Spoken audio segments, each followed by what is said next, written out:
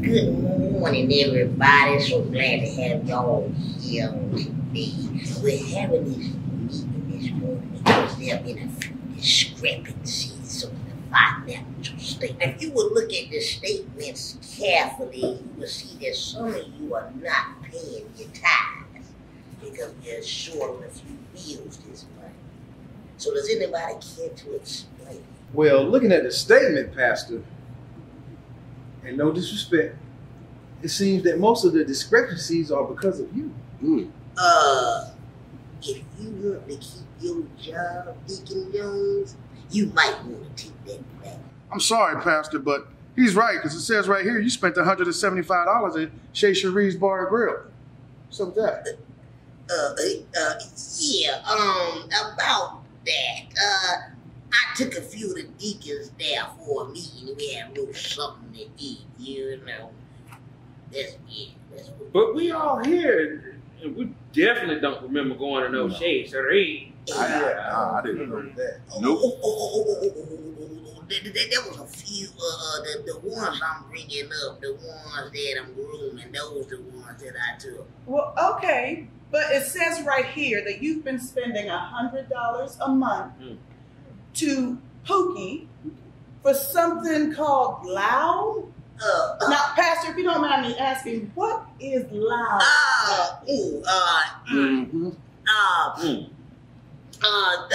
That will be the sound system that I have when I preach the word. I need it to be a little loud.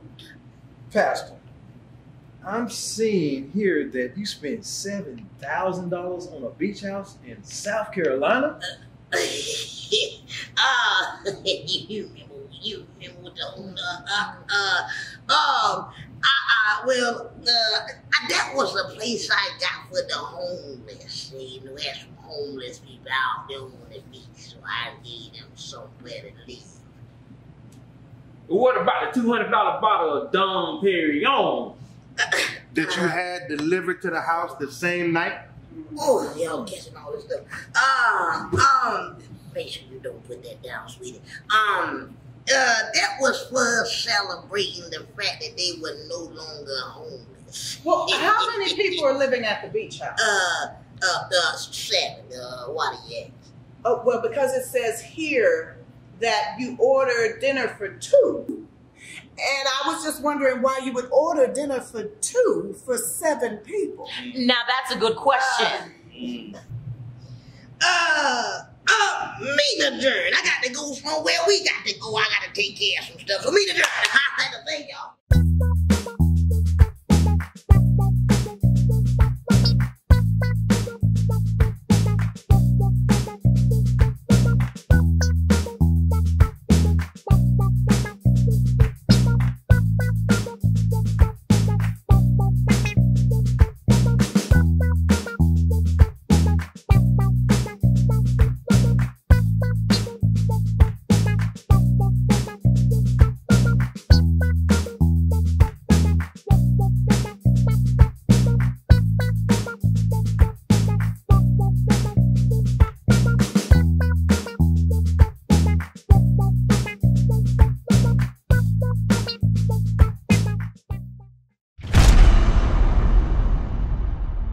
Hello everyone and welcome to the Janie Sloan Show.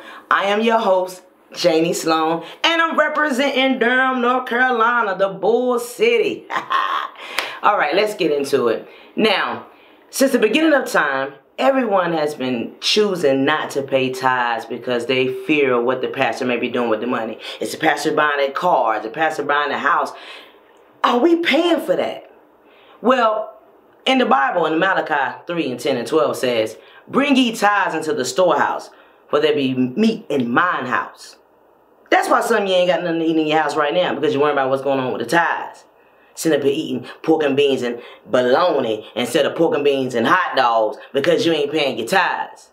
Stop worrying about what the pastor is doing and just be obedient. Now it's time to collect the tithes and It's offerings. time to go to the bathroom. I'll be right back.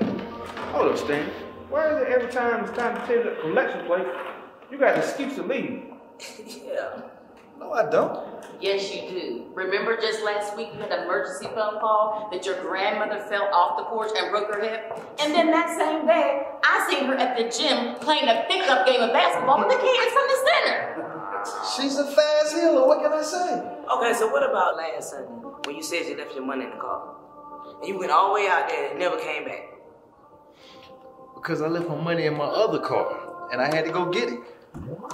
It's not my fault everybody was gone when I came back. We had 2 services. We ain't leave at 4:30. Oh, well, I had to get through traffic. You live up the street. What about that time you faked season? I ain't fake no seizure.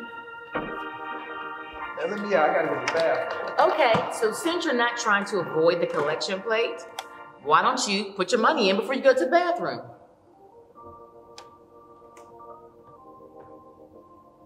My chest, my heart, oh, heart attack. Oh. Get his wallet. Thank you so much, Pastor and First Lady, for having us over. Oh, it was our pleasure. Yes, we must do it again. I'm looking forward to it. I've been hearing so many wonderful things about you two in the community. Yes, about how you've been sheltering and feeding the homeless, giving back to the kids. And I heard you guys chose to not live fancy just so that you can give back. Yeah, I was actually expecting you guys to be in a mansion or something. Not saying that there's anything wrong with this home. Well, you know, we always try to live a life that's pleasing to God. That's right. We're just here to serve. We're here to help people in need and treat them with love, you know. We don't need any fancy houses or cars to do that. Amen.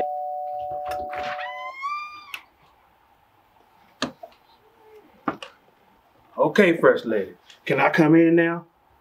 Because you said if I went out back and hosed myself down, I can come in. Is he serious? It's like 30 degrees outside. No. He's just joking. No. You said that I smell like school bus smoke and onions, and you ain't want that smell in your house. Shelton, come on in here and get you something to eat. Go on in the kitchen and fix you something to eat. You mean I ain't got to go out back and eat with the dog? Get on in there and get you something. Thanks. As you can see, homeless got jokes too. So, Pastor, since you don't believe in living fancy, what kind of car do you drive in? I drive a 2010 Nissan Maxima. Okay, let's go. Here are your keys, Pastor. I finished servicing your Bentley. Woo, that's a nice car. Leather seats, and you got auto drive. Oh, no. It was nice to sit back and let the car drive me around. My uncle's car. Your uncle's car? That's not the impression I got. You told me that if I got one scratch on your car, you go run me over with the car and make me Have a good day. Sweetie, go on and check on Shelton and see what he's doing. I need to get y'all a copy of my book. I meant to give y'all that for you, so hold on, let me get that for you. Oh, you're such a little cutie. A little dusty, but still a cutie. Help me. The pastor and the first lady have me and a few other kids locked in the basement, and we haven't eaten all day. And why they got you locked in the basement? They're working us like slaves. They said they had food and games here for us, except the only food we've eaten is communion crackers and grape Kool-Aid. And the only games we've played was to see who could make the most t-shirts that reads, "Quit playing." And then they locked us in. I had to crawl through the vent to escape. You're so funny. Do you see me laughing? How did you get... I see you met one of the kids. Did he say anything? Just that y'all running a sweatshop in the basement. Oh, he's such a kiddo. Everything okay? Yes. Oh, good. Here's the book right here that I had for y'all to read. It's over the page turn, all right? Okay. All right, well, y'all get home safe, yeah, and drive safe. Sure. All right, now. Hello, everyone. Hi. Pastor and First Lady, thank you so much for house sitting. I know it's not like being in your mansion, but thank you. Mansion? You said this was your place. Did we say that? Yes, you did. Hey, did y'all know it's a bunch of dehydrated kids downstairs? Praise God. We'll be right back. Get that thing on. Sorry, hi, I'm Ricky Smith, and this is the Christian News, where we give you the real news on these fake Christians. This just in. The pastor down at Praise God Ministries was seen at the casino praying over the gamblers, requesting 10% of their winnings. We have Lisa Chapman on the scene to give you more details. Go ahead, Lisa. I have Aqua. Aquanisha? I mean, you might be wanting to get my name right now. Sorry, Aquanisha. Please share with us your experience at the casino with the pastor. Okay, see, look, you know, because I was all up in the casino trying to get my gamble on. So the pastor came up on me and decided he wanted to pay out over my little money and myself, you know what I'm saying? So I won like $5,000. I was like, hey. So, you know what I did? I called my girl Chocolata. I'm like, Chocolata, we about to go get our head nails done, because that's what we do. You know, so I just gave the pastor his little 10%. I was out because, you know, I try to set my appointments right with each other. So I just hop from one chair to the other. You know what I'm saying? That's what I do, though. I suddenly have the taste for a 40-ounce beer. Yeah, you know, my name is Jerome Hutchins. Okay, Jerome. Hey, come on, man. I said Jerome. Sorry, Jerome. Tell us your experience at the casino. Oh, you know, I was up at the casino, went down with the pastor, you know what I'm saying? You know, we want to get some money, try to go gamble on, you know what I mean? You know, trying to make no money, no baby mom and whatnot, you know what I'm saying? So the pastor prayed over my money and whatnot, you know what I'm saying? And I won like $500, you know what I'm saying? Oh, like, yeah. Oh, yeah. You know, I was like, so you know he took out $250 and you know what I'm saying? But they don't sound like 10% though. You know? But it's cool because I know the pastor, you know, he cool, you know, and I know he know how to count and stuff, you know what I mean? And apparently you don't. Back to you, Rick. What's up, mama? I wonder how long Pastor been taking 10% from him. Education is definitely leading in his household. Well, thank you all for tuning in. Good night. Okay, choir. We got a lot of work to do. Because last week, y'all was terrible. So, Sarah, darling, I need you to sing the lead line for me, please. Jesus, you're the center of my joy.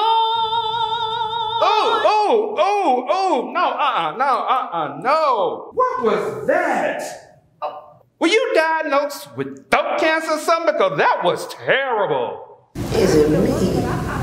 Or is he just as sweet as a red cup of Kool-Aid made in a black person's own? Well, maybe that's the way he talks. It looks like he walks normal. I take that back. Lord, if he switched that booty any harder, he gonna spray it. Oh! Well, I mean, I guess it don't really prove that he's gay. Yeah. Maurice. Can you sing the lead line for me, please, sweetie? Sweetie. Unless somebody done visited Brokeback Mountain. I can do that. Jesus, you're the center of my life. Oh, yes. That was wonderful. I'm going to let you sing the lead. Thank you. Yes. Oh my God. Now you know good that that boy can't sing. I can't sit back and watch this. This just ain't right. Then what are you gonna do? You can't be me. Now you know you're supposed to love everyone. I didn't say that I didn't love him, but he don't need to be the choir director. It's gonna be just like that movie, Fallen. That gay spear's gonna jump out and everybody gonna be gay, including you and me. Look at him. These little gay antics that you have needs to stop because Is that mascara? Yes, son. Oh, where did you get that from? I got it from Molly's Beauty Supply. I can get you some if you want me to. Please, because I've been looking for a mascara to make my eyelashes that thick and long that way. Okay. Excuse me. What is you doing? You supposed to be telling him how he's supposed to sit down until we get delivered. You know what? Never mind, I'll do it myself. Looky here.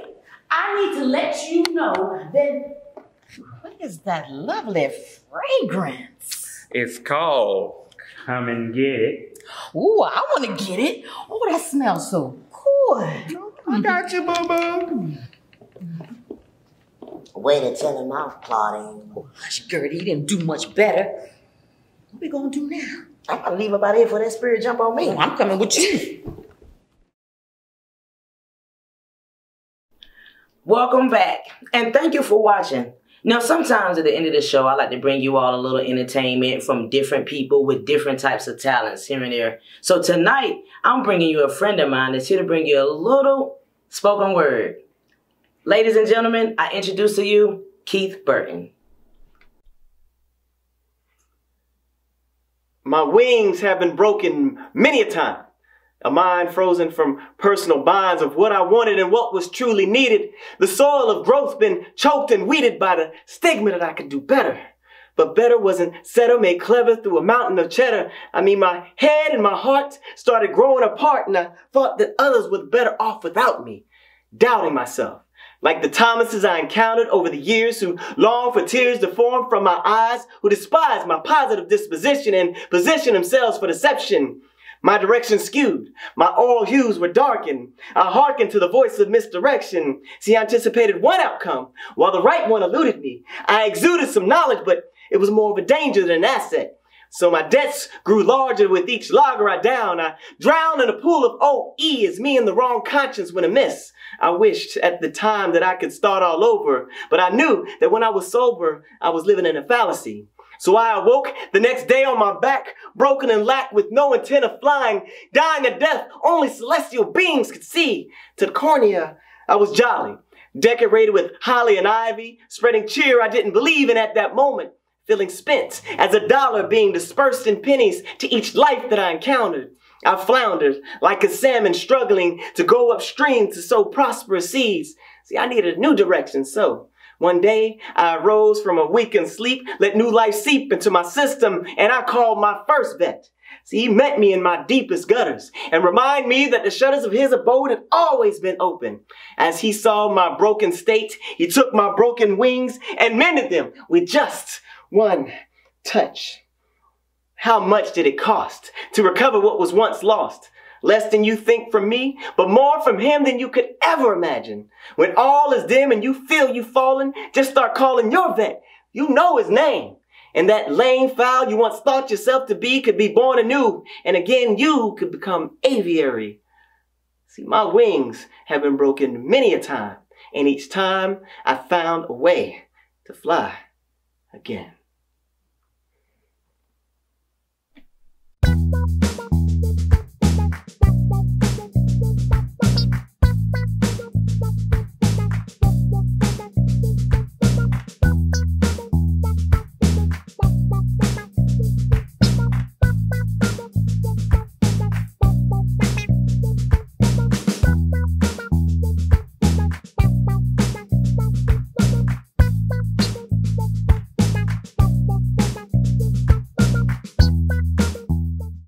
Quit playing.